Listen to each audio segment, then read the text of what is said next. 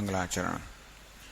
ઓમ સહનાવવતુ સહનૌ ભુનક્તુ સહ વીર્યંકરવાવહૈ તેજસ્વિનાવધીતમસ્તુ મા વિદ્વિષાવહૈ. ઓમ શાંતિ શાંતિ શાંતિ.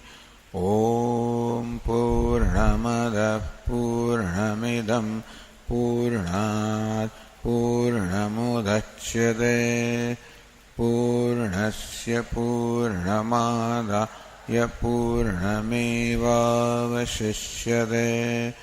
ઓમ શાંતિ શાંતિ શાંતિ.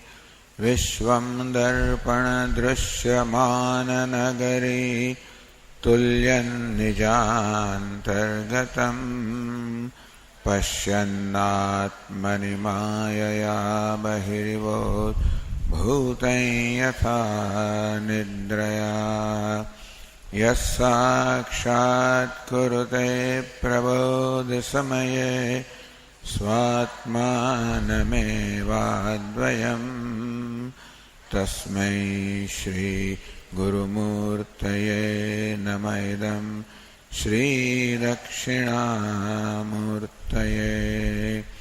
વાગીશા યસ્ય વદને લક્ષ્મી યસ્ય ચ વક્ષસી યસ્યાસ્તિ હૃદયે સંવિદ तं નૃસિંહમહં ભજે. ઓમ નમઃ પરમહંસાસ્વાદિત ચરણકમલચિન્મકરન્દાય ભક્તજનમાનસનિવાસાય શ્રીરામચંદ્રાય વિશ્વસર્ગવિસર્ગાદિ નવલક્ષણલક્ષિતम् શ્રીકૃષ્ણાખ્યં પરં ધામ જગદ્ધામ નમામતં. સચ્ચિદાનંદરૂપાય વિશ્વોત્પત્યાદિહેતવે તાપત્રય વિનાશાય શ્રીકૃષ્ણાય વયં નમઃ. વ્રજन्तमनुपेतमपेतकृत्यं द्वैपायनो विरहकातर आजुहाव पुत्रेति तन्मयतया तरवोऽभिनेदुः तं सर्वभूतहृदयं मुनिमानतोऽस्मि. संसारसागरे मग्नं दीनं मां करुणानिधे कर्ममोहगृहीताङ्गं मामुद्धर भवार्णवात्. श्रीमद्भागवताख्योऽयं प्रत्यक्षः कृष्ण एव हि स्वीकृतोऽसि मया नाथ मुक्त्यर्थं भवसागरे. मनोरथो मदीयोऽयं सफलः सर्वथा त्वया निर्विघ्नेनैव कर्तव्यः दासोऽहं तव केशव. शुकरूपप्रबोधज्ञ सर्वशास्त्रविशारद एतत्कथाप्रकाशेन मदज्ञानं विनाशय. जन्माद्यस्य यतोऽन्वयादितरतः चार्थेष्वभिज्ञस्वराट् तेने ब्रह्महृदाय आदिकवये सूरयः तेजो वारिमृदां यथा विनिमयो यत्र त्रिसर्गो मृषा धाम्ना स्वेन सदा निरस्तकुहकं सत्यं परं धीमहि.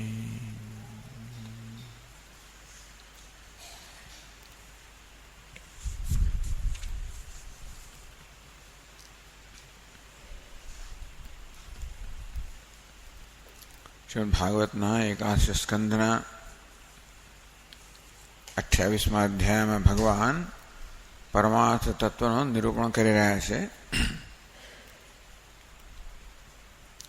કિમ ભદ્રમ વા દ્વૈતસ્ય વસ્તુનઃ કિયત. હે ઉદ્ધવ, દ્વૈતસ્ય અવસ્તુનઃ, અદ્વૈત જે છે નામરૂપાત્મક જગત છે, અવસ્તુનઃ વાસ્તવમાં એ વસ્તુ નથી, એ સત્ય નથી. કેમ સત્ય નથી? વાચોદિતમ તદનુતમ. યદ્યદ વાચા ઉદિતમ, જે કશાનું પણ વાણીથી વર્ણન થઈ શકે, મનસા ધ્યાતમ, કે મનથી ધ્યાન થઈ શકે. ટૂંકમાં જે કંઈ પણ ઇન્દ્રિયના જ્ઞાનનો વિષય છે, વાણીના વર્ણનનો વિષય છે, કે મનના ચિંતનનો વિષય છે, એ સર્વ દૃશ્ય છે. માટે પરપ્રકાશ્ય છે, જડ છે, માટે મિથ્યા છે. જે સ્વયં પ્રકાશ હોય, જે સ્વયં પ્રકાશતું હોય, જેને પ્રકાશવા માટે, પોતાની જાતને પ્રગટ કરવા માટે અન્ય કોઈ પ્રકાશની આવશ્યકતા ન હોય, જેને હોવા માટે અન્ય કોઈ સત્તાની આવશ્યકતા ન હોય, જે સ્વયં સત્તાક હોય, જે સ્વયં પ્રકાશ હોય, એ સત્ય હોય. તો દૃશ્ય છે, જડ છે, ઇન્દ્રિયોના મનના પ્રકાશથી આ જગત પ્રકાશિત છે.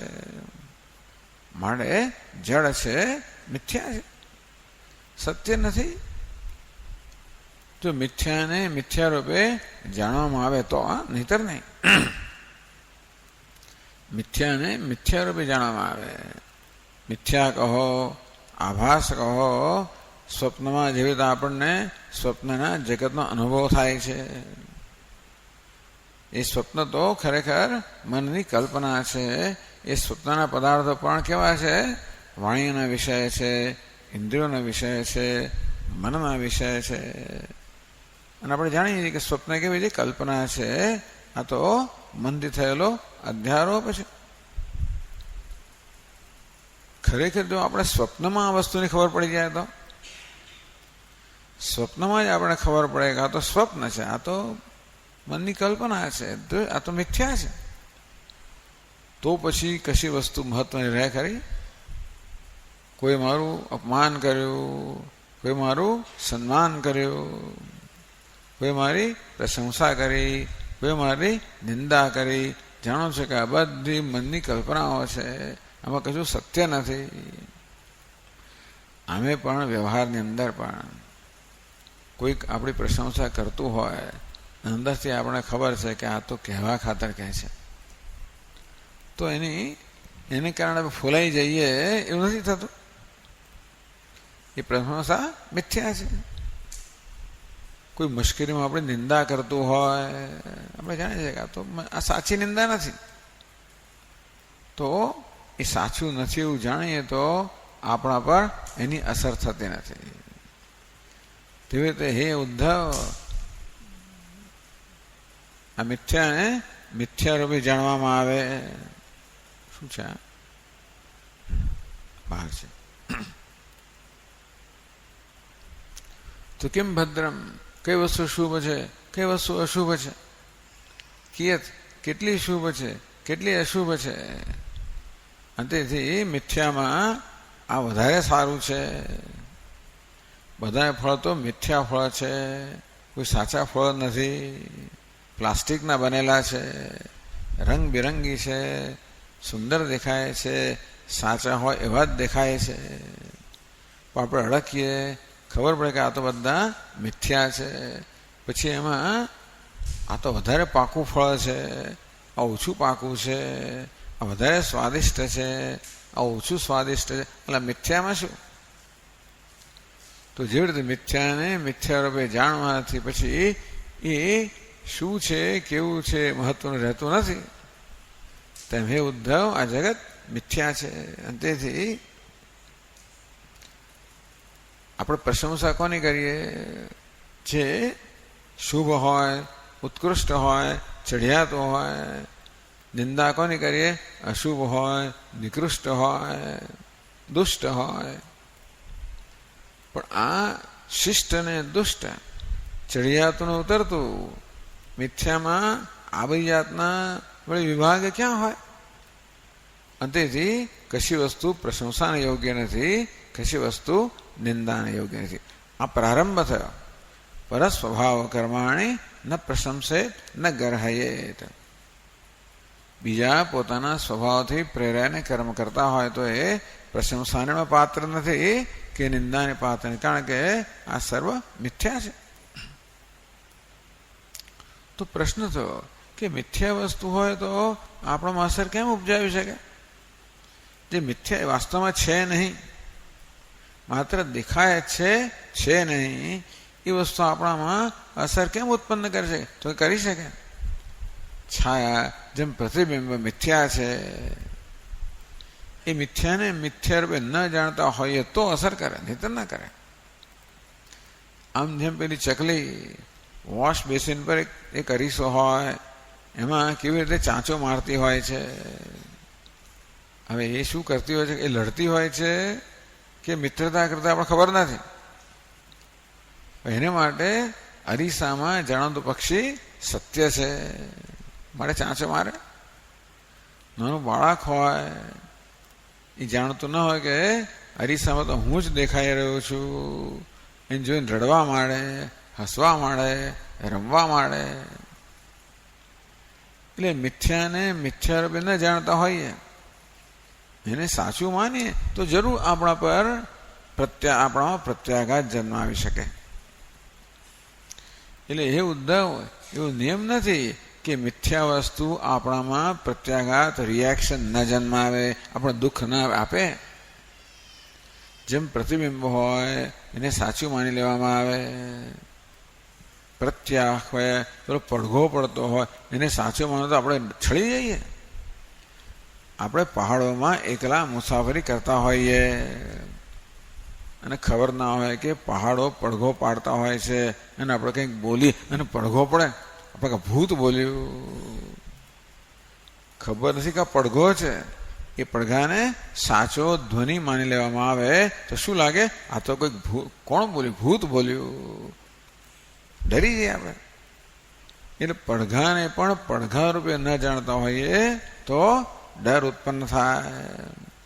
પડછાયાને પણ પડછાયા રૂપે ન જાણતા હોઈએ, ઘણી વાર થતું હોય છે. એક રૂમ હોય, માત્ર એક જ દીવો બળતો હોય, બાકી અંધારું હોય. આપણે બેઠા હોઈએ તો ઘણીમાં શું થાય ખબર છે? એ દીવાનો પ્રકાશ આપણા પર પડે, એનો પડછાયો દિવાલ પર પડે, મોટો પડછાયો પડે. આ પડછાયો છે, ખબર ના હોતા ભૂત છે, માણસ છળી જાય, બાળક છળી જાય. આમ આ બધી વસ્તુઓ મિથ્યા છે, પણ એમને મિથ્યા રૂપે ન જાણવામાં આભાસ. જેમ છિપોલીમાં ચાંદી દેખાતી હોય, આપણામાં આકર્ષણ લોભ ઉત્પન્ન કરે, આકર્ષણ ઉત્પન્ન કરે. તો અસંતોપી અર્થકારિણ, અસત છે, મિથ્યા છે, પણ જ્યાં સુધી મિથ્યાને મિથ્યા રૂપે જાણવા ન આવે ત્યાં સુધી આપણા પર પ્રભાવ પાડી શકે, આપણને સુખી દુઃખી કરી શકે, આપણામાં પ્રત્યાઘાત જન્માવી શકે. બસ આ જગત એવું જ છે. એટલે જગત આપણને સુખી દુઃખી કરે છે, આપણો પ્રત્યાઘાત કરી રિએક્શન જન્માવે છે, માટે સાચું છે એવું એમ નથી. એ સાચું છે માટે આપણા પર અસર કરે છે એવું નથી, આપણે સાચું માનીએ છીએ માટે અસર કરે છે. બગીચામાં એક મોટો હાથી ઉભેલો છે, એની બાજુમાં મહાવત ઉભેલો છે. આપણે બગીચામાં ફરવા ગયા છીએ, મોટો હાથી જોયો, હું તો આગળ જતો અટકી ગયો. હાથીનું કે કહેવાય નહીં ભાઈ, નજીક જઈને કે સૂંઢમાં ભરાઈને ફેંકી દેતો. એટલે મહાવતે એમ કહાવા મહાવતે કહ્યું ને એટલે મારામાં હિંમત આવી, હું જરા ગયો. મહાવત પછી મને કે જરા એને પંપાળો ને.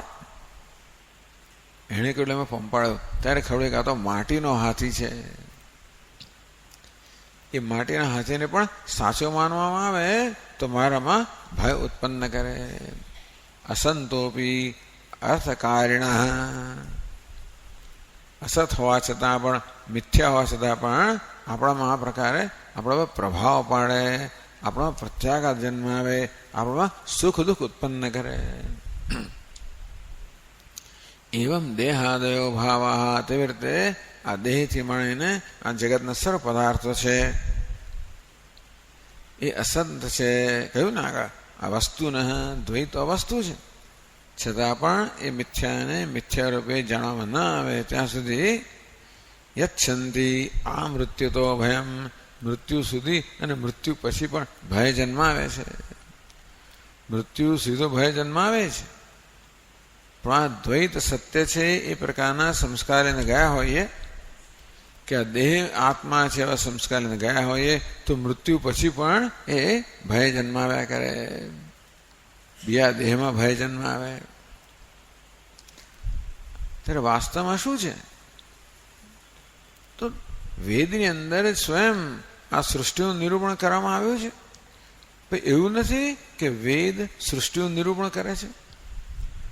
ઉપનિષદમાં સૃષ્ટિનું બહુ લંબાણથી વર્ણન આવે છે.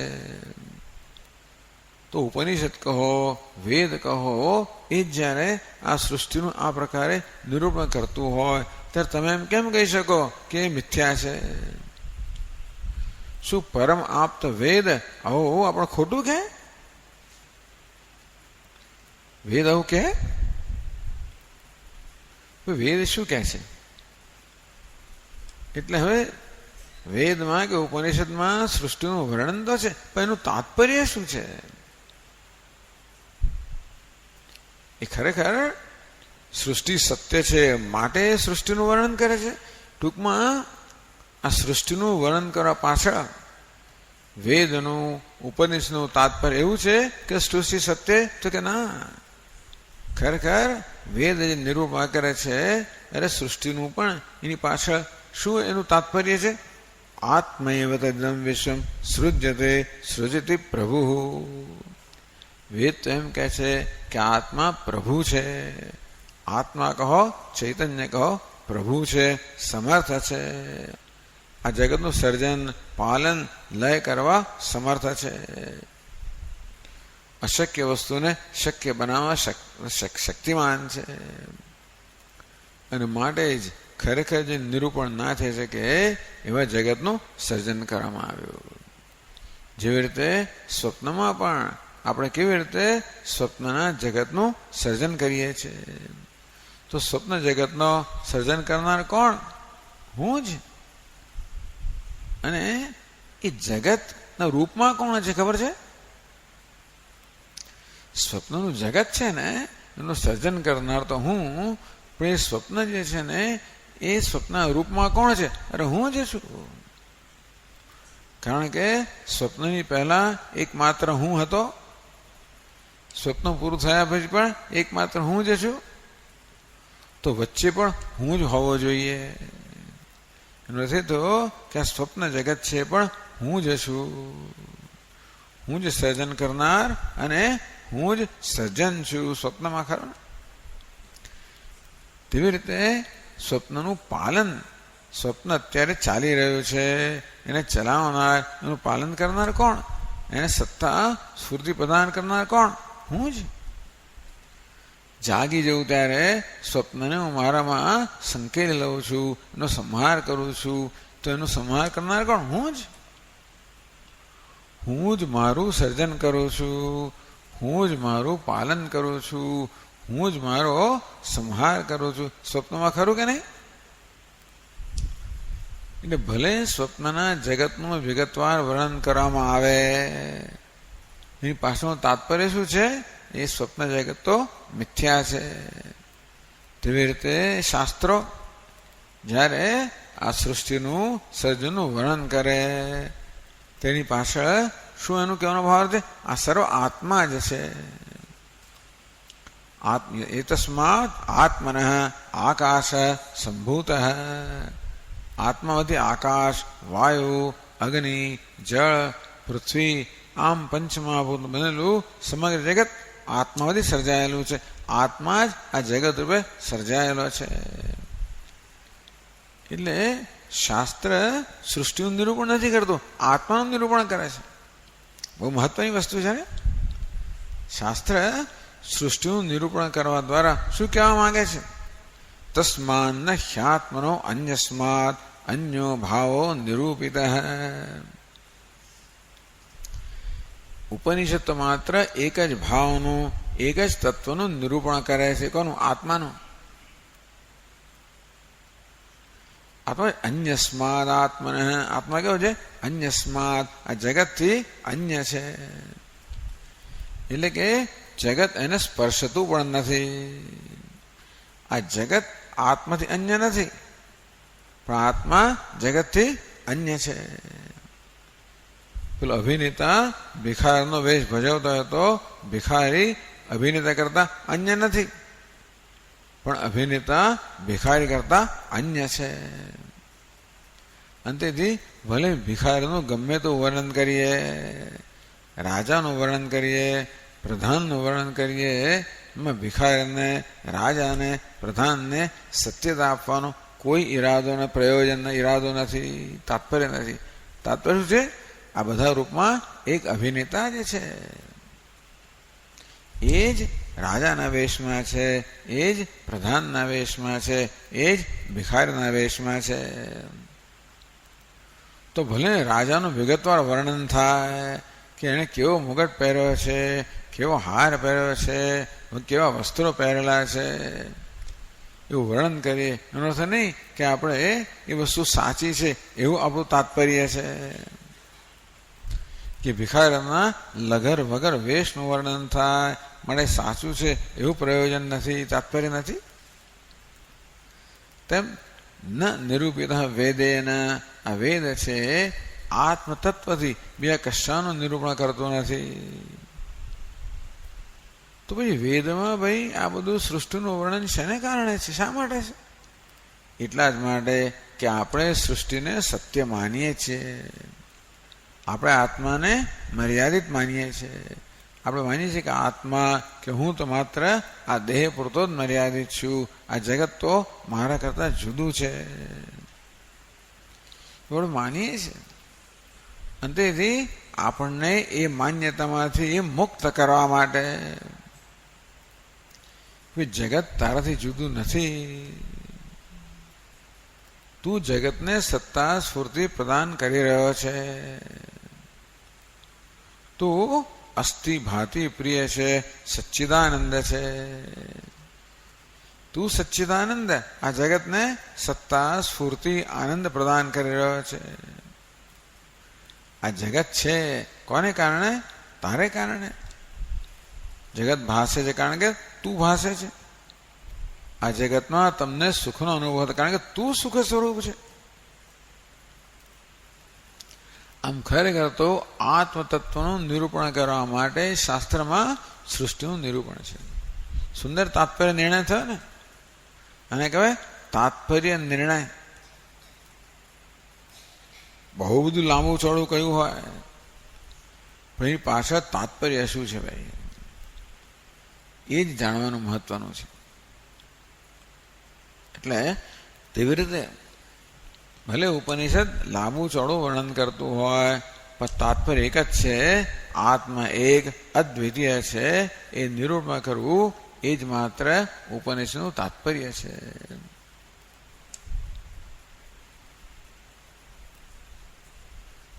અને તેથી આગળ કહે છે હવે 295 પાના પર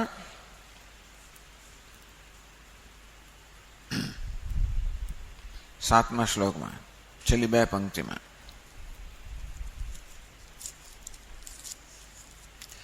નિરૂપિતેયમ ત્રિવિધા નિર્મૂલા ભાતિરાત્મને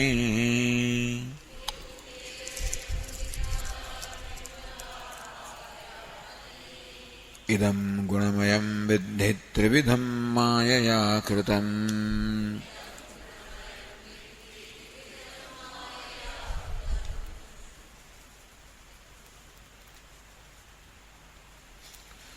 નિરૂપિતા ખરેખર જો નિરૂપણ કરવામાં આવે તો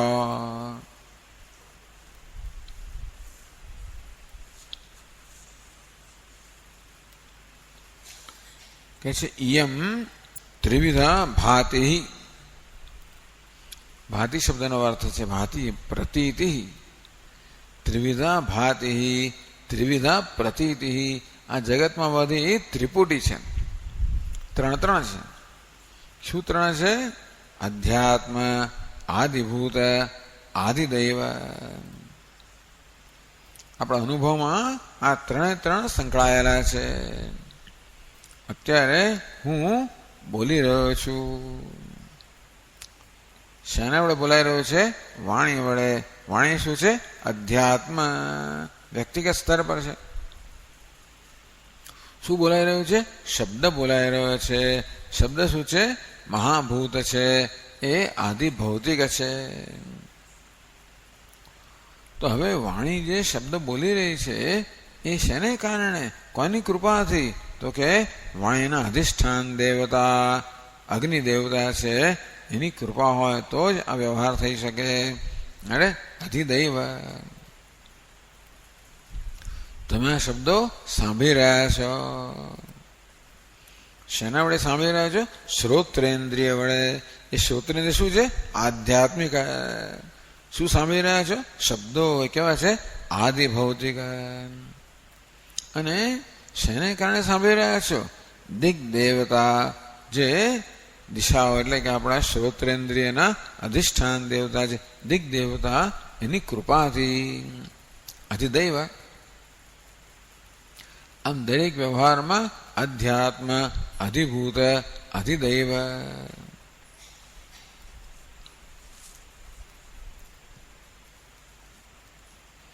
અથવા સૃષ્ટિ, સ્થિતિ, સંહાર, બધામાં ત્રણ ત્રણ વસ્તુ. આ બધું આ શું છે? ત્રિવિધા ભાતિ. આ ત્રિવિધ પ્રતીતિ થાય છે. આ બધી શું છે? પ્રતીતિ છે. એને સત્ય ના માનવો. જેવી રીતે સ્વપ્નની અંદર પણ આ બધો વ્યવહાર થતો જ હોય છે. ત્યાં પણ સર્જન છે, પાલન છે, લય છે. સ્વપ્નમાં પણ અધ્યાત્મ છે, અધિભૂત છે, અધિદેવ. ત્યાંનો આત્મા, ત્યાંના પદાર્થ, ત્યાંના દેવતાઓ. આ પ્રકારે આજે ત્રિવિધા ભાતિ, આ ત્રણ પ્રકારની પ્રતીતિ જે થાય છે, આ સ્વપ્નનું દૃષ્ટાંત છે ને મળે છે જાગ્રતની સત્યતા સમજવા માટે. જેમ સ્વપ્ન મિથ્યા છે તેમ જાગ્રત પણ મિથ્યા છે. સ્વપ્નમાં અને જાગ્રતમાં કોઈ તાત્વિક ભેદ નથી. આમ નાના મોટા ઘણા ભેદ છે. સ્વપ્નના પદાર્થો તો અત્યંત ક્ષણિક હોય, જાગ્રતના પદાર્થો તો દીર્ઘકાલીન હોય. વાત સાચી છે. એવા બધા ભેદ ખરા. પણ તાત્વિક રીતે જોઈએ તો સ્વપ્ન કેવું છે? એ તો મનની કલ્પના છે. તેમાં જાગ્રત શું છે? એ પણ ઈશ્વરના મનની કલ્પના. સ્વપ્ન છે એ વ્યક્તિગત મનની કલ્પના, જાગ્રત છે ઈશ્વરના મનની કલ્પના, માયાની કલ્પના. અંતેથી આ ત્રિવિધા ભાતિ, જગતની અંદર ઇયન ત્રિવિધા ભાતિ, આ ત્રણ પ્રકારની પ્રતીતિ છે. નિરૂપિતા. એનું જયારે ખરેખર તો એને સત્ય કોણ, સત્યતા કોણ આપે છે? આત્મની નિરૂપિતા. નિર્મૂલા. ખરેખર એનું નિરૂપણ કરવામાં આવે કે આજે ત્રિવિધ અધ્યાત્મ, અધિભૂત, અધિદૈવ, આ ત્રણનું જે બનેલું જગત છે એનું ખરેખર નિરૂપણ કરવામાં આવે તો શું? નિર્મૂલા. કોઈ મૂળ નથી, કોઈ કારણ નથી. ચલો પ્રશ્ન કરવામાં આવ્યો કે આ જગતનો જન્મ શેમાંથી થયો? તો કે પરમાત્મામાંથી થયો. બરાબર ને? જગતનો જન્મ પરમાત્મામાંથી થયો, બ્રહ્મમાંથી થયો. બ્રહ્મ તો એક છે, જગત કેવું છે? અનેક છે. બ્રહ્મ કેવું છે? નિર્ગુણ છે. જગત કેવું છે? ગુણવાળું છે. બ્રહ્મ અદ્વિતીય છે, જગતમાં ભેદભાવ છે. એટલે આ નિર્મૂલા કોને કહેવાય? જેનું કોઈ મૂળ જ નથી. આમ તો કારણના ગુણો કાર્યમાં આવે. બ્રહ્મ કારણ છે, જગત કાર્ય છે. એટલે આપણે કાર્ય પરથી કારણનું અનુમાન કરી શકીએ કે ઘડો જે છે એને આપણું નિરૂપણ કરે તો ઘડો તો કે એનામાં જે બધા ગુણો છે એ માટીના ગુણો છે, માટે ઘડો માટીમાંથી બન્યો છે. પણ તેવી રીતે જગતમાં તો દ્વૈત છે, પણ એના કારણમાં દ્વૈત હોવું જોઈએ. જગતમાં અનેક પ્રકારની વિવિધતા છે, કારણમાં વિવિધતા હોવી જોઈએ. જગતમાં અધ્યાત્મ વગેરે ત્રિપુટી છે, કારણમાં ત્રિપુટી હોવી જોઈએ. એવું કલ્પના કરીએ ને, કારણ તો પરમાત્મા, એમાં કશું નથી. સમજ્યા ને? જે બધી વસ્તુઓ જગતમાં આપણને દેખાય છે, જો પરમાત્મા જગતનું કારણ હોય તો પરમાત્મામાં પણ આ પ્રકારની વિશેષતાઓ હોવી જોઈએ. જો જગત સાચું હોય તો. પરંતુ આ જગતની કોઈ પણ પ્રકારની વિશેષતા ખરેખર પરમાત્મામાં છે જ નહીં. એટલે જગતનું ખરેખર કોઈ કારણ જ નથી ને. કોઈ સાચું કારણ, મૂળ એટલે કારણ. જગત આપણે નિરૂપણ કરીએ, આ ત્રિવિધા પ્રતીતિ છે, નિરૂપણ કરીએ તો આપણે સમજાય ખરેખર એનું કોઈ કારણ છે નહીં. એટલે કે પરમાત્મા એકમાત્ર કારણ છે, પણ પરમાત્મા તો કારણ બની શકે એમ છે જ નહીં, કારણ કે કારણ બનવાની કોઈ યોગ્યતા જ પરમાત્મામાં નથી. જે કારણ હોય, જેમ કે માટી, એ તો વિકારી હોવી જોઈએ, તો જ ઘડાનો જન્મ થાય. પરમાત્મા નિર્વિકાર છે. માટી સાવયવ હોવી જોઈએ, અનેક બધા અવયવોની બનેલી હોય તો જ એમાંથી ઘડો બને. પરમાત્મા નિરવયવ છે. જગત સાવયવ છે, પરમાત્મા નિરવયવ છે. આમ જગતના કોઈ પણ ગુણો પરમાત્મામાં છે નહીં, તો જગત આ ગુણો લાવ્યું ક્યાંથી? પ્રશ્ન થાય ને, ક્યાંથી આવ્યું? પૂછીએ આપણે કે ભાઈ આ અલંકાર છે, એનો ચળકાટ ક્યાંથી આવ્યો? તો કે સોનામાંથી. આ અલંકારનું વજન ક્યાંથી આવ્યું? તો કે સોનામાંથી. અલંકારની કિંમત ક્યાંથી આવી, મૂલ્ય ક્યાંથી? તો કે સોનામાંથી. અલંકારનો ચળકાટ કહો, એનો રંગ કહો, એનું વજન કહો, એનું મૂલ્ય કહો, બધું મૂળ છે. કયું મૂળ છે? સોનું છે. સોનું કારણ છે. એ જ અલંકારને આ બધી પ્રકારની વિશેષતાઓ પ્રદાન કરે છે. માટે આ અલંકાર વહેલી આ બધી વિશેષતાનું મૂળ કયું છે? સોનું. તે રીતે જગતમાં આ બધી વિશેષતાઓ છે, તો અલંકારની બધી વિશેષતાઓ સોનામાંથી આવી. એટલે ચાલો સકારણ છે, સમૂળ છે. પણ જગતની આ બધી વિશેષતાઓ ક્યાંથી આવી? અનેકતા, વિવિધતા, ભેદભાવ, આ બધું ક્યાંથી આવ્યું? કોઈ દેખ ભગવાનમાં તો છે નહીં, બ્રહ્મમાં તો છે નહીં. એટલે કહે છે કે આ બધી ત્રિવિધા પ્રતીતિ આ શું છે? નિર્મૂલા. એનું કોઈ કારણ નથી. જો નિરૂપણ કરીએ તો આપણે દેખાય છે, અનુભવાય છે, માટે સાચું છે માની લીધું જુદી વાત છે. જે વસ્તુ અનુભવાય રહી છે એનું નિરૂપણ કરીએ તો ખબર પડે. એટલે વિચારમ ન સહતે, જ્યાં સુધી વિચાર ન કરીએ, એને સમજવાનો પ્રયત્ન ન કરીએ, ત્યાં સુધી વસ્તુ સાચી લાગે. પછી તો જેમ બધા પેલા રાજનેતાઓ હોય છે ને, બધા રાજકારણના, હાથ મિલાવે, તમારી સાથે ડિનર લે, સ્મિત આપે, બધું કરે, કશું અંદર ના હોય. એટલે કે એનું આપણે નિરૂપણ કરીએ કે આ બધું ક્યાંથી આવે, એનું કોઈ કશું મૂળ છે જ નહીં. શું છે? માત્ર દેખાવત છે. મુખ મેં રામ, બગલ મેં છુરી. દેખાય છે ને આપણને. તેવી રીતે આ જગતનું પણ નિરૂપણ કરીએ તો ખબર પડે કે આમાંની કોઈ વસ્તુ તાત્વિક નથી, માત્ર આભાસ જ છે. તમે કહો છો સ્વામીજી આ તો બધી કે આ તો બહુ મોટી, આ પ્રકરણ મોટી વાત માટેનું જ છે. નાની નાની બધી વાતો બહુ કરી અત્યાર સુધી, મોટી વાતો એ કરે, નાની એ કરે. કેમ વર્તવું, કેમ ના વર્તવું, શું ધર્મ છે, શું બધું બહુ બધી ચર્ચાઓ કરે વ્યવહાર માટે. આમ વેદાંત વ્યવહારનો અનાદર કરે છે કે ઉપેક્ષા કરે છે એવું નથી.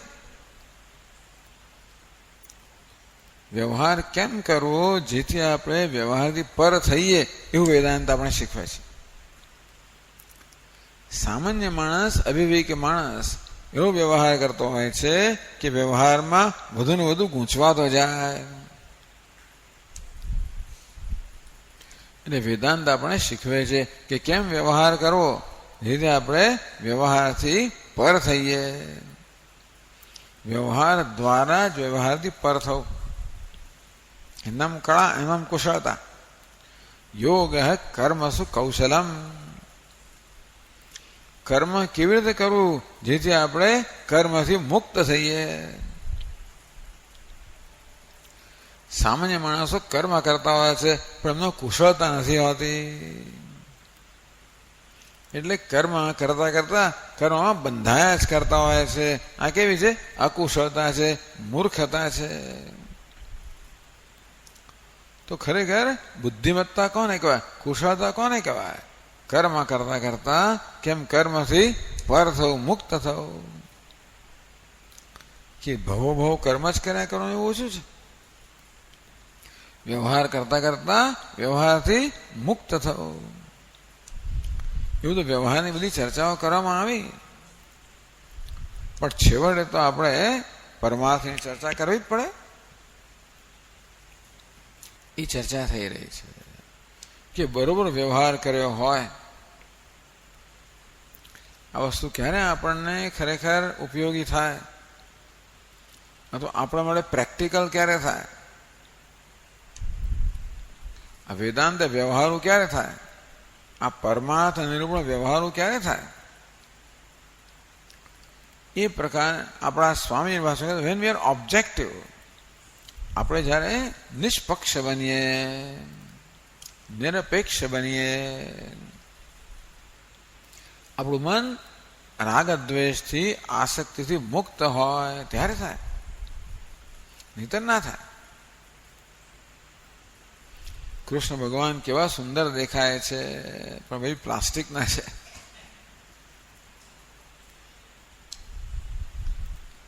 તેથી સુંદર દેખાય માટે સાચું નક્કર હોય એવો નિયમ નથી. પોલમ પોલ હોય અંદરથી. તેવી રીતે એવું આપણે નિરૂપણ ક્યારે કરી શકીએ? આપણે જ્યારે નિરપેક્ષ હોઈએ, નિષ્પક્ષ હોઈએ, આપણો વૈરાગ્ય હોય ત્યારે. આપણું મન રાગ દ્વેષથી મુક્ત થયું હોય ત્યારે આપણે અંતર કેળવી શકીએ. વસ્તુ સાથે અંતર કેળવવું એટલે કે રાગ દ્વેષથી મુક્ત રહેવું, તો જ આપણે વસ્તુનું સાચું નિરૂપણ કરી શકીએ. આપણે શું થાય છે ખબર છે? એના બહારના દેખાવથી મોહિત થઈ જઈએ છીએ, એના પ્રભાવમાં આવી જઈએ છીએ, અને માટે એની સચ્ચાઈ, સત્યતા આપણે સમજી શકતા નથી. કોઈ માણસ બહુ સરસ વ્યવહાર કરે, ભોળવી જાય આપણને, હસી હસીને વાતો કરે અને સરસ સરસ વાતો કરે, અનેક બધા વચનો આપે, જાત જાતનું કરે અને આપણને ભોળવી જાય. આ જગત એવું જ છે, માયા એવી જ છે. પણ આપણે ક્યારે ના ભોળવાઈએ. આપણા બધો ખેલ અંદરથી સમજતા હોય કે હા બેટા હું જાણું છું. એટલે ભાઈ એનો પણ એક માફ હોવો જોઈએ ને, તો જ થાય, નહીં તો ના થાય. ગઈકાલે એક જોક વાંચી, કહે છે કે એક વહાણની અંદર 3 જણ મુસાફરી કરી રહ્યા છે. નરેન્દ્ર મોદી, રાહુલ ગાંધી અને પેલો કેજરીવાલ. કયો કેજરીવાલ? હા, અરવિંદ કેજરીવાલ, બરાબર. એટલામાં એક જીન ત્યાં પ્રગટ થઈ ગયો. જીન ખબર, જે ધારે કરી શકે. આ જીન કહે છે, જો ભાઈ તમને દરેકને એક એક તક આપું છું, તમે કોઈ પણ એક વસ્તુ પાણીમાં નાખો અને હું શોધી કાઢીશ. ન શોધું તમારો ગુલામ, શોધું કાઢો તો તમને ખતમ કરી નાખીશ. ન શોધું તમારો ગુલામ. એ દરેક એમ બુદ્ધિશાળી તો છે જ ને. રાહુલ ગાંધી એક ટાંકણી નાખી પાણીમાં, મળે તો પેલા શોધી કાઢી 3 મિનિટમાં, ખતમ. કેજરીવાલ વળી એથી વધારે હોશિયાર હતો. એને એક વાળા નાખ્યો, પેલા એ શોધી કાઢ્યો. તો પછી આપણા નરેન્દ્ર મોદીએ બીજું કશુંક નાખ્યું. અરે 30 મિનિટ સુધીમાં મળ્યું જ નહીં આને. કે હું તારો ગુલામ છું ભાઈ, તું મારો બાપ. તો હું તારો બાપ છું. શું નાખ્યું? તો કે ડિસ્પ્લિન નાખી, પાણીમાં ઓગળી ગઈ.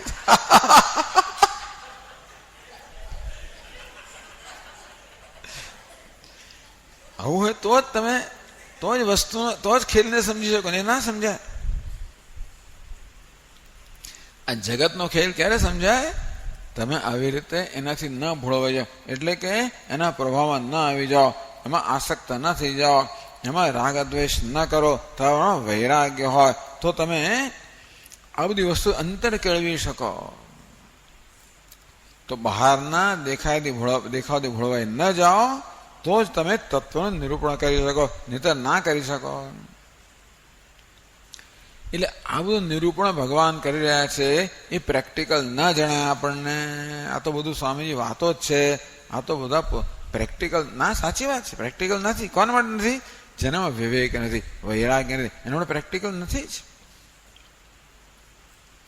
એટલે ભગવદ્ ગીતાનો ઉપદેશ કરવામાં આવે. કર્મણ્યવાધિકારસ્તે મા ફલેષુ કદાચન. કર્મ કરવું એ તારી ફરજ છે, ફળમાં આસક્તિ ન રાખીશ. અરે એ તો કે થતું હોય છે સ્વામીજી, આ તો પ્રેક્ટિકલ નથી. પ્રેક્ટિકલ આ કોઈ ઉપદેશ પ્રેક્ટિકલ નથી. ક્યારે પ્રેક્ટિકલ છે? એ મુમુક્ષુ માટે પ્રેક્ટિકલ છે, બુભુક્ષુ માટે નહીં. જે ભોગવવા માંગે છે ને એને માટે કોઈ ઉપદેશ પ્રેક્ટિકલ નથી. પણ જે મુક્ત થવા માંગે એને માટે પ્રેક્ટિકલ છે.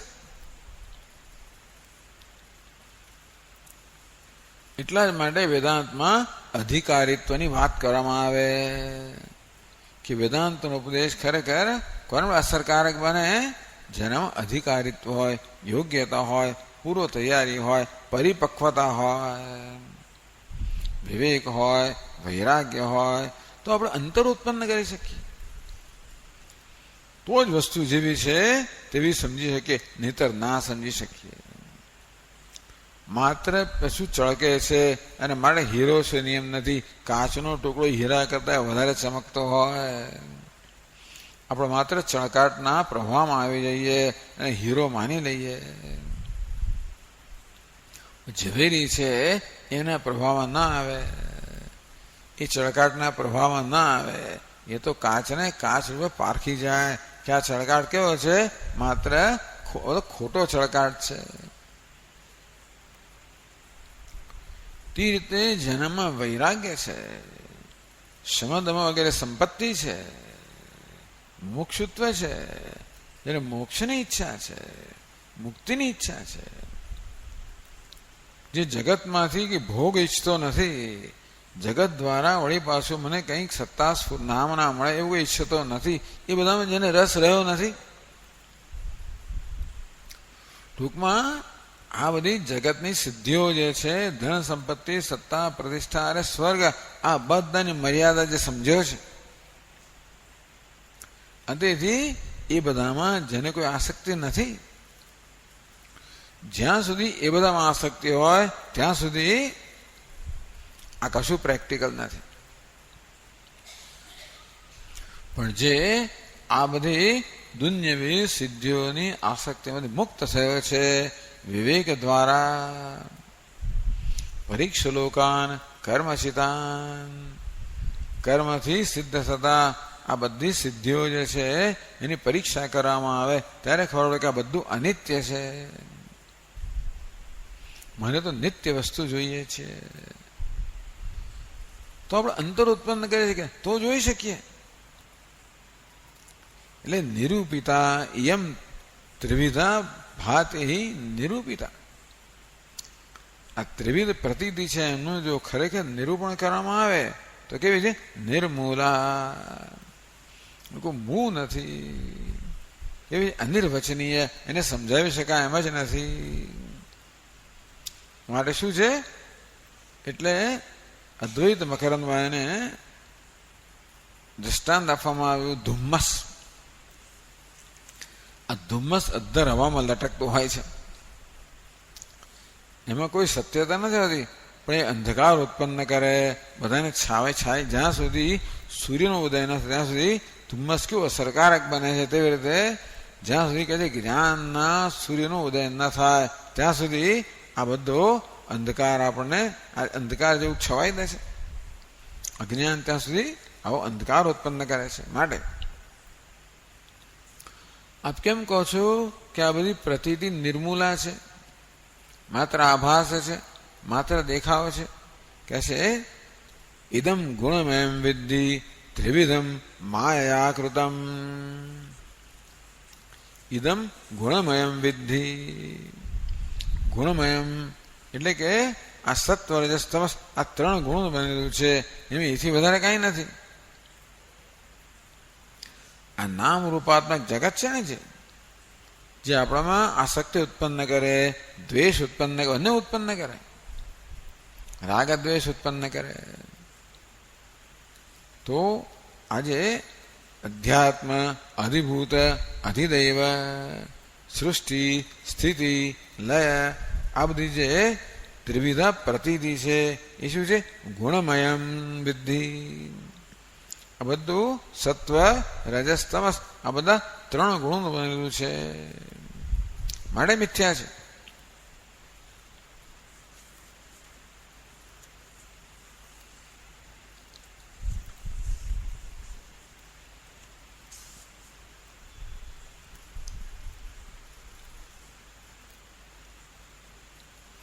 ગુણનો અર્થ ગુણ કાર્ય, આ ત્રણ ગુણોનું કાર્ય છે. આ જગત છે એ સત્વ રજસ તમસ આ ત્રણ ગુણોમાંથી સર્જાયેલું છે. અને માટે કેવું છે? એ પરમાત્માનું સર્જાયું નથી. શેમાં સર્જાયું છે? આ તો માયામાંથી સર્જાયેલું છે. એ જગતનું કારણ સમજીએ તો ખબર પડે કે પરમાત્મા જગતનું કારણ નથી. કયું કારણ છે? માયા જગતનું કારણ છે. માયા કેવી છે? સત્વ રજસ તમો ગુણાત્મિકા. આ સત્વ રજસ તમસ આ ત્રણ ગુણની બનેલી છે માયા. આ જગત પણ શાનું બનેલું છે?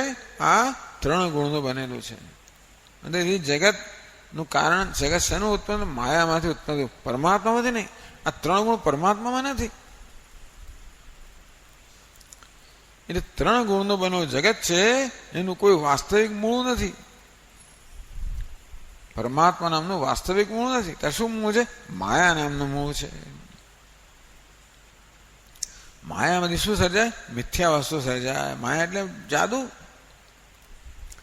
જેવી રીતે જાદુગર પોતાના જાદુના પ્રભાવથી એક આખા જાદુઈ જગતનું સર્જન કરે. બધા પ્રેક્ષકો હોય, જેની નજરબંધી કરવામાં આવી છે, એ બધાને માટે એ બધો જાદુનો ખેલ કેવો છે? સાચો છે. તેથી એ બધાને સાચું માને. પછી જાદુગર જે છે ને એની કળાને જાણે છે. જાદુગરની આ પેલું એની ચાલાકીને જાણે છે. જેના પ્રભાવમાં આવતો નથી એ બરોબર નિરૂપણ કરે કે આ 100 રૂપિયા હમણાં એના હાથમાં છાપાનો ટુકડો હતો અને 100 રૂપિયાની નોટ બતાવે છે. જાદુગર શું કરે? એક છાપાનો ટુકડો લે અને શું બતાવે? 100 રૂપિયાની નોટ, 1000 રૂપિયાની નોટ. તો જે આ જાદુના નજર પ્રભાવમાં છે એ તો એને સાચી માની લે. પણ જે જાદુનો જાણકાર છે એ જાણે કે હમણાં તો આનાનું 1000 રૂપિયાના નોટનું મૂળ કયું? એના ખિસ્સામાંથી આવી? બેંકમાંથી આવી? ક્યાંથી આવ્યા? મૂળ તો ક્યાંક તો હોવી જોઈએ ને. ખિસ્સામાં તો કશું છે નહીં, બેંકમાં તો એનું ખાતું જ નથી, ક્યાંથી આવે? એની પહેલાં તો શું હતું? છાપાનો ટુકડો હતો. એટલે જાદુગરમાંથી નથી આવી, આ છાપાના ટુકડામાંથી આવી છે, ખરું ને? એ કેવી છે? મિથ્યા છે. તેમાં જગત શું પરમાત્માથી આવ્યું? ત્યાં તો છે જ નહીં. એનું કારણ ત્યાં તો એમાં પરમાત્મા આ વસ્તુ છે જ નહીં, 3 ગુણ છે જ નહીં. તો ક્યાંથી આવ્યું? આ તો 3 ગુણની બનેલી માયામાંથી આવ્યું. નક્કી થઈ ગયું ને? આ માટે શું છે? મિથ્યા છે. એટલે કહ્યું ઇદમ ગુણમયમ વિદ્ધિ. બહુ કારણ બધી આમ બરાબર દલીલો આપીને વાત કરે છે. ઇદમ ગુણમયમ વિદ્ધિ ત્રિવિધમ માયાકૃતમ.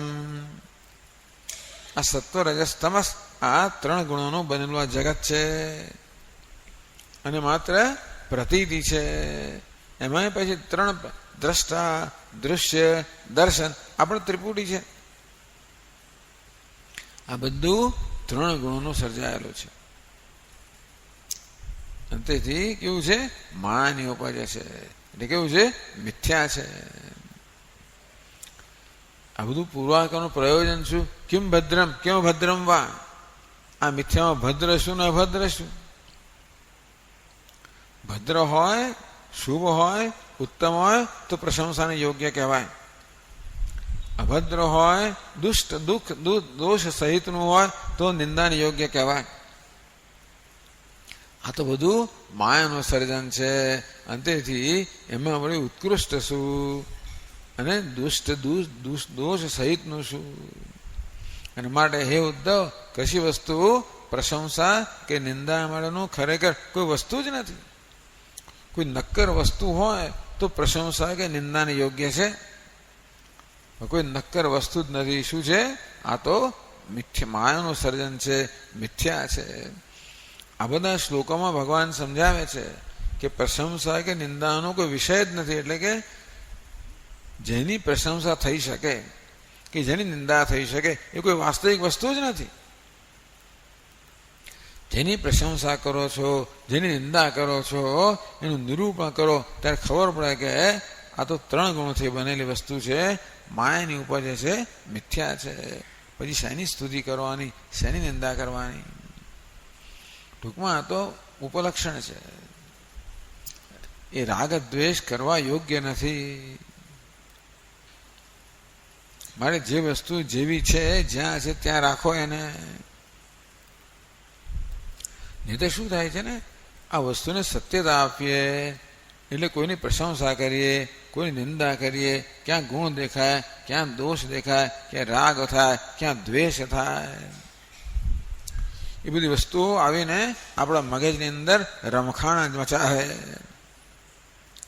મગજની અંદર જે બધી અશાંતિ છે, આ જગતના પદાર્થો જે અનેક પ્રકારનો ભય, ચિંતાઓ, રાગ દ્વેષ, આસક્તિ ઉત્પન્ન કરે છે, એનું કારણ શું છે? એમના પ્રત્યે રાગ, વસ્તુઓ નથી, એમના પ્રત્યે રાગ દ્વેષ છે. આ જગતના પદાર્થો આપણા મનમાં ક્યારે પ્રવેશ કરી શકે? એમના પ્રત્યે રાગ દ્વેષ હોય તો, નહીં તો ના પ્રવેશ કરે. મારી આંખો ખુલ્લી હોય તો જગતના પદાર્થો મને દેખાય, પણ આંખ બંધ કરું તો તોય દેખાય. ક્યારે દેખાય? રાગ દ્વેષ હોય તો. આપણે બધી ઇન્દ્રિયોના દ્વાર બંધ કરી દઈએ તો મનમાં અનેક પ્રકારની બધી એનું ઘમસાણ ચાલતું હોય. શેને કારણે? એ જ પછી પેલો દેખાય માણસ. ગઈકાલે મને ફલાણું કહી ગયો, પેલું કરી ગયો, મગજમાં ચાલે. કેમ? દ્વેષ છે. માટે ફલાણી વ્યક્તિમાં છે તો શું શું કરીશ, કેવું સ્વાગત કરીશ, કેવું પૂરો તૈયાર કરીશ, રાગ છે માટે. આમ આપણા મનની અંદર જે બધો વિક્ષેપ જન્મે છે, કોને કારણે? રાગ દ્વેષને કારણે. એ શેને કારણે જન્મે? આ જગતના પદાર્થોને સત્યતા આપવાને કારણે. ગીતા સમજાવે છે કે મિથ્યાને મિથ્યા રૂપે જાણવામાં આવે તો પછી ભદ્ર શું ને અભદ્ર શું, સારું શું ને ખરાબ શું, મારું શું ને તારું શું, સાચું શું ને ખોટું શું, તો પછી એ વસ્તુનો આપણા પર કોઈ પ્રભાવ ન હોય તો આપણે આ જગતથી મુક્ત રહીને પણ જેનું ચિંતન કરવું હોય એનું કરી શકીએ તો જ પરમાર્થનું આપણે ચિંતન કરી શકીએ, નહીતર તો આ વસ્તુ છોડે જ નહીં ને. રાગદ્વેષને કારણે જગતના પદાર્થો, વ્યક્તિઓ, વસ્તુઓ, ઘટનાઓ આપણે છોડે જ નહીં. આપણા મગજનો કબજો જ લઈને રાખે, અને આપણને આ પરમાર્થનું ચિંતન કરવાની કોઈ તક મળે જ નહીં. એટલે ભગવાન આ મિથ્યાત્વનું નિરૂપણ કરી રહ્યા છે. કર્યું નિરૂપણ. આટલા શ્લોકોમાં ભગવાને આપણને વિવેક જ્ઞાન આપ્યું, અને તેથી 8મા શ્લોકમાં કહે છે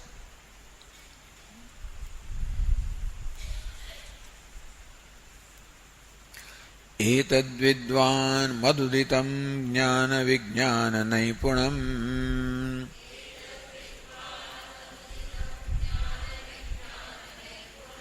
ન નિંદતિ ન ચ સ્તૌતિ લોકે ચરતિ સૂર્યવત.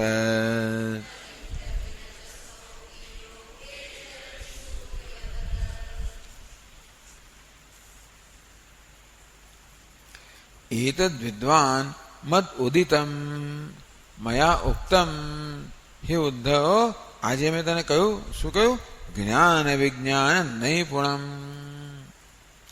મેં તને જ્ઞાન કહ્યું, વિજ્ઞાન કહ્યું. જ્ઞાન વિજ્ઞાન નૈપુણમ. નૈપુણમ એટલે નિષ્ઠા નો અર્થ કરવામાં આવ્યો. ઉત્તમ સ્થિતિ, જ્ઞાન અને વિજ્ઞાનની નિપુણતા, એની ઉત્તમ સ્થિતિ, એ નિષ્ઠાનું હે ઉદ્ધવ મેં તારે સમક્ષ વર્ણન કર્યું. તો જ્ઞાન અને વિજ્ઞાન બે શબ્દોનો પ્રયોગ થયો. જ્ઞાન એટલે શાસ્ત્રમાં કહેવાયેલું, અને વિજ્ઞાન એટલે એ જ્યારે આપણું બને ત્યારે. એક બૌદ્ધિક જ્ઞાન છે, બૌદ્ધિની સમજ છે. બીજો શું છે? એ વસ્તુ અનુભવનો વિષય બને ત્યારે. એટલે જ્ઞાન વિજ્ઞાન, પરોક્ષ જ્ઞાન અને અપરોક્ષ જ્ઞાન બંને મેં તને કહ્યું. જ્ઞાન વિજ્ઞાન નિપુણમ કે નૈપુણ્યમ. આ જ્ઞાન અને વિજ્ઞાનની નિપુણતા. નિપુણતા કોને કહેવાય? બીજો અર્થ પદાર્થ વિવેચન વાક્યાર્થ તત અભેદ કૌશલમ કુશળતા. પદાર્થ વિવેચન એક વાક્ય છે. કયું વાક્ય છે? તત્વમસી, કે અહમ બ્રહ્માસ્મિ, હું બ્રહ્મ છું. આટલું વાક્ય. એમાં 3 શબ્દ છે: હું, બ્રહ્મ અને છું. વાક્યાર્થ વિવેચન. આમાં હું નો અર્થ શું થાય, બ્રહ્મનો અર્થ શું થાય, છુનો અર્થ શું થાય, બહુ લાંબુ વિવેચન કરવું પડે. મોટા મોટા ઉપનિષદો છે, મોટા મોટા ગ્રંથો જે છે ને માટે માત્ર આ 3 શબ્દોનું વિવેચન કરવા માટે. કે હું એટલે અહંકાર ન સમજવો. હું એનો વાચ્યાર્થ અહંકાર થાય, એનું લક્ષ્યાર્થ શું થાય? ચૈતન્ય થાય, અસ્થિભાતિ પ્રિય થાય. વિવેચન કરવું પડે. બ્રહ્મ સર્વજ્ઞ સર્વશક્તિમાન છે, તેનો વાચ્યાર્થ થયો. વાસ્તવમાં બ્રહ્મ પણ માત્ર શુદ્ધ ચૈતન્ય છે. છું, હું એટલે અહંકાર બ્રહ્મ છું નહીં. હું જે શુદ્ધ ચૈતન્ય છું, એ બ્રહ્મ જે શુદ્ધ ચૈતન્ય છે તે છું. પહેલા પદાર્થ શબ્દોનો અર્થ, એનું વિવેચન, અને પછી વાક્ય, પછી વાક્યનો અર્થ, મહાવાક્યનો અર્થ. એ અભેદ કૌશલમ, એમાંથી અભેદનું જ્ઞાન પ્રાપ્ત કરવું, એ કુશળતા છે. એ મેં તને કહી. જ્ઞાન વિજ્ઞાન નિપુણમ નૈપુણમ મેં તને કહ્યું. વિદ્વાન, હે ઉદ્ધવ, મેં તને જે ઉપદેશ કર્યો, વિદ્વાન એને જાણનાર. નિંદ્ય ઉપાધિનામ મિથ્યાત્વાત આત્મનશ્ચ ઐક્યાત. તો ભગવાને જે ઉપદેશ કર્યો એને આપણે બરોબર સમજીએ તો શું કરીએ? શું સમજ પડે? કે જેની પ્રશંસા કરીએ છીએ, જેની નિંદા કરીએ છીએ, એ તો માત્ર વેશ છે. નાટક જોતા હોઈએ, રાજાની એકદમ પ્રશંસા કરવા માંડીએ, ભિખારીને આપણે તિરસ્કાર કરવા માંડીએ. એટલે પણ રાજા એ વેશ છે, ભિખારી પણ વેશ છે, અંદર જે રહેલો છે એ તો અભિનેતા છે. તું જેની નિંદા કરે છે, જેની સ્તુતિ કરે છે, એ તો ઉપાધિ છે, એ તો વેશ છે. એ વેશ તો વેશ જ કે મિથ્યા છે. કે પેલો ભિખારી સત્ય નથી. આમ જીવનમાં તું જેનો તિરસ્કાર કરે છે, જેની સ્તુતિ કરે છે, એ બધું શું છે? વેશ છે, ઉપાધિ છે, પ્રકૃતિ છે. કેવી છે? મિથ્યા છે. આમ ભગવાને જે ઉપદેશ કર્યો એને જે બરોબર સમજે છે એ જુએ છે કે જેની સ્તુતિ કરું છું એ પણ મિથ્યા છે, નિંદા કરું છું એ પણ મિથ્યા છે. પણ સ્તુતિ નિંદાનો કોઈ વિષય જ નથી. તું કશી વસ્તુ સ્તુતિ અને નિંદા માટે યોગ્ય જ નથી. પછી કોઈ સ્તુતિ નિંદા કરે એટલે કહે ન નિંદતી ન ચ સ્તૌતી. હે ઉદ્ધવ, મેં તને જે ઉપદેશ કર્યો જ્ઞાન અને વિજ્ઞાનનો, વિદ્વાન એને જે બરોબર સમજે છે, જાણે છે, આત્મસાત કરે છે, એ તો જુએ છે કે જેની સ્તુતિ નિંદા થાય છે એ તો મિથ્યા છે. માટે એવું કોઈની એમાં સ્તુતિ પણ કરતો, એટલે સ્તુતિ કરવાની જરૂર નથી જણાતી. સ્તુતિ નિંદાનું કોઈ કારણ જ રહ્યું નથી, વિષય જ રહ્યો નથી. ન સ્તૌતી ન ચ નિંદતી ન ચ સ્તૌતી. નિંદા પણ નથી કરતો, સ્તુતિ પણ નથી કરતો. ત્યારે શું કરે છે? ચરતી લોકે ચરતી. બસ એ તો વિચરણ કરે છે મુક્ત રીતે. મુક્ત રીતે વિચરણ કરે છે. કેવી રીતે? સૂર્યવત. આમ સૂર્ય વિચરણ કરે છે ને, સૂર્ય સ્વાદી સાંજ વિચરણ કરે છે. કેવું છે? મુક્ત છે. એ કે છે સૂર્ય શુચિ અશુચિ સ્થાનમ પ્રકાશયન. સૂર્ય તો જે કશું હોય બધાને પ્રકાશિત કરે. કોઈ સ્વચ્છ પવિત્ર વસ્તુ હોય એને પ્રકાશિત કરે, અને અપવિત્ર હોય એને પ્રકાશિત કરે. એટલે સૂર્ય પવિત્ર બની જાય કે સૂર્ય અપવિત્ર બની જાય એવું થતું નથી. એ કેવો છે? સૂર્ય કોઈ અસંગ છે. ખરું ને? એટલે જ મનીષા પંચકમમાં કહ્યું કિમ ગંગામ બિંબિતેમ ભરમણો ચંડા. પેલો પૂછે, સંદાલ શંકરાચાર્ય મહારાજને પૂછે કે સૂર્ય દેવતાનું ગંગામાં પ્રતિબિંબ પડે, એ સૂર્યનું પેલી ગંધાતી નીકમાં પ્રતિબિંબ પડે. આપ જ્યાંથી આવો છો એ ગંગામાં સૂર્યનું પ્રતિબિંબ પડે. હું જ્યાંથી આવું છું આ ચંડાળાના વસવાટમાંથી, ત્યાંની ગંદી નીકમાં સૂર્યનું પ્રતિબિંબ પડે. તો સૂર્ય પવિત્ર થઈ જાય ગંગાને કારણે કે નીકમાં મારે અપવિત્ર થઈ જાય? એમણે સ્તુતિ નિંદા કરી. કોણે? શંકરાચાર્ય છે. ગચ્છ ગચ્છ અપસર્પ અપસર્પ, હટી જા હટી જા. કેમ? તું તો અસ્પૃશ્ય છે, તને અડકવાથી હું અપવિત્ર બની જાઉં. નિંદા થઈ ને, તરત પેલા એક ઉધડો લીધો કે મહારાજ કોની નિંદા કરો છો? આપની સ્તુતિ કે મારી નિંદા કરવા દ્વારા આપની સ્તુતિ થઈ જાય ને. પાછી કોઈની નિંદા એટલે કોઈની સ્તુતિ થઈ જાય ને. આપ ગંગા જેવા છો, અત્યંત પવિત્ર છો, ઉત્કૃષ્ટ છો, એમાં પરમાત્માનું પ્રતિબિંબ પડે છે. હું ચંડાળ છું, અપવિત્ર છું, નિકૃષ્ટ છું, પેલી ગંધાતી નીક જેવો છું, એમાં પરમાત્માનું સૂર્યનું પ્રતિબિંબ પડે. એટલે આ અપવિત્ર ઉપાધિમાં પરમાત્માનો પ્રતિબિંબ પડવાના કારણે શું પરમાત્મા અપવિત્ર થઈ ગયો? કે આ પવિત્ર ઉપાધિમાં પ્રતિબિંબ પડવાના કારણે શું પરમાત્મા પ્રતિબિંબ પવિત્ર થઈ ગયો? સૂર્યવત. જેમ સૂર્ય અસંગ છે તેમ પરમાત્મા અસંગ છે. સૂર્યવત ચરે. વળી સૂર્ય કેવો છે? બધા માટે સમાન છે. પાપી હોય પુણ્યશાળી હોય એ બધાને સમાન રીતે પ્રકાશ આપનાર છે. સૂર્ય કોઈ પ્રકારનો પક્ષપાત કરતો નથી કે ભાઈ આ તો પવિત્ર માણસ છે પણ એને વધારે પ્રકાશ આપો, અપવિત્ર છે પણ એને ઓછો પ્રકાશ આપો, એવી કોઈ પ્રકારનો પક્ષપાત કે દ્વેષ સૂર્ય કરતો નથી. તેમ જ્ઞાની પુરુષ પણ કોઈ પક્ષપાત દ્વેષ નથી. સમસ એટલે કહ્યું સૂર્યવત સમશ્ચરતી. સૂર્ય વિચરણ કરે ત્યારે બધા પ્રત્યે સમાન છે. સૂર્યના બે ગુણો કહેવામાં આવ્યા. સૂર્ય અસંગ છે અને સૂર્ય સમાન છે. આ જ્ઞાનથી જ્ઞાની પુરુષ પણ સૂર્ય જેમ અસંગ રહીને સમાન રહીને મુક્ત મને વિચરણ કરે છે. જ્ઞાનનું ફળ કયું? જીવન મુક્તિ. શું કહેવાય ને? જીવન મુક્તિ. બસ બીજું શું જોઈએ? આપણે બીજું જોઈએ જશું? મુક્ત મને જ જોઈએ ને.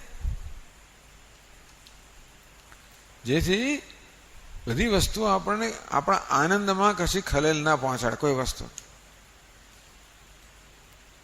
દુનિયાની વસ્તુઓ આપણા આનંદમાં ખલેલ પહોંચાડે છે. રાગદ્વેષને કારણે, સત્યતા આપવાને કારણે.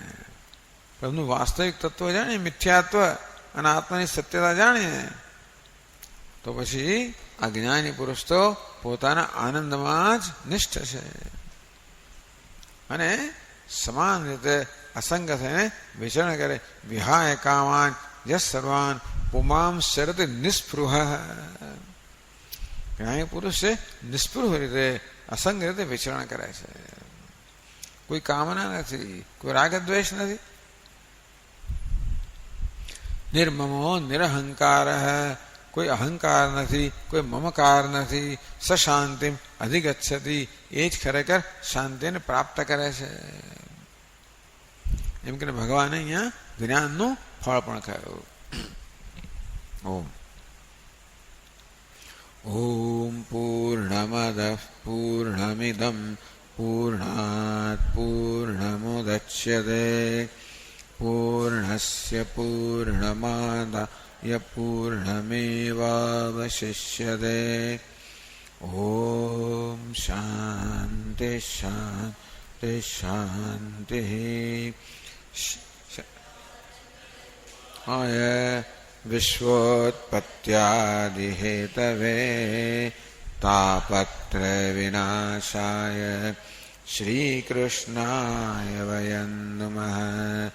જન્માદ્યસ્ય યતોન્વયાદિતરતઃ ચાર્થેષ્વવિઘ્નસ્વરાટ્ તેને બ્રહ્મહૃદાય આદિકવયે મુહ્યન્તિ યત્સૂરયઃ. તેજો વારિમૃદા યથા વિનિમયો સર્ગો મૃષા ધામ્ના સ્વેન સદા નિરસ્તકુહકં સત્યં પરમ ધીમહિ. ઓમ શાંતિ શાંતિ. શનિવારથી